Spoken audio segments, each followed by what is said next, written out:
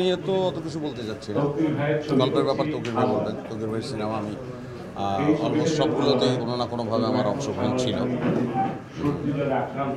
আমার প্রিয় একজন নির্মাতা নিঃসন্দেহে। প্রায় একই দলে কাজ করেছি, নাটকের দলে। যথেষ্ট মেধাবী উনি ওনার কাজের ক্ষেত্রে, এবং আমার বলার অপেক্ষা রাখে না, অলরেডি বাংলাদেশের দর্শক জানে। অজ্ঞাতনামার কথা আপনারা সবাই শুনেছেন, দেখেছেন, সংস্কৃতি হয়েছে। হালদাও খুব ভালো হবে, আমি খুব আশাবাদী। আমার চরিত্রটি ভালো শিল্পীরা খুব পরিমিত হয়। সংক্ষেপে এবং আমার চরিত্রটি একজন দুর্বল প্রেমিকের, অক্ষম প্রেমিকের চরিত্র। বাকিটা সিনেমা দেখে ভালো থাকবেন সবাই। ধন্যবাদ জাহিদ। আমি এবার রাখছি শোভন ভাইকে। আমি ফর্মালি রাখছি। কার সাহস? আমার সাহস না, তৌকির ভাই। যার পরিচয় ইতিমধ্যে আপনাদের দিয়েছি। না, সাহস দিয়েছে, মানে কাজ তো এটাই করে। খারাপ হলে এটা করে টাকা রোজগার করতে হবে, সব কিছু করার নেই। হ্যাঁ, ধন্যবাদ তৌকির।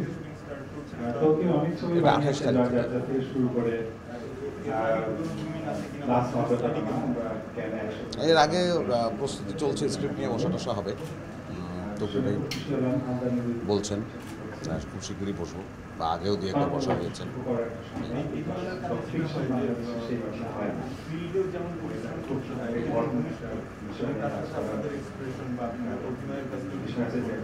যে কোনো ছবিতে পরিশ্রম লাগে, পরিশ্রম ছাড়া, আর পরিশ্রমটা না থাকলেই কাজটা খারাপ হয়।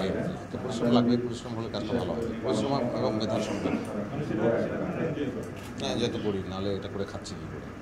কেউ বুঝতো না, জিজ্ঞেস করতো না, দর্শক পছন্দ করতো না। দর্শক বলবো যে আপনারা অজ্ঞাতনামা দেখেছেন, হালদাও দেখবেন। আমাদের ছবি আমাদের দেশকে, আমাদের দর্শক ভালোবাসে, এটা আমার দৃঢ় বিশ্বাস। আমাদের কাজকে ভালোবাসে, আমাদের অভিনয়কে ভালোবাসে। হালদা দর্শক বিশ্বাস।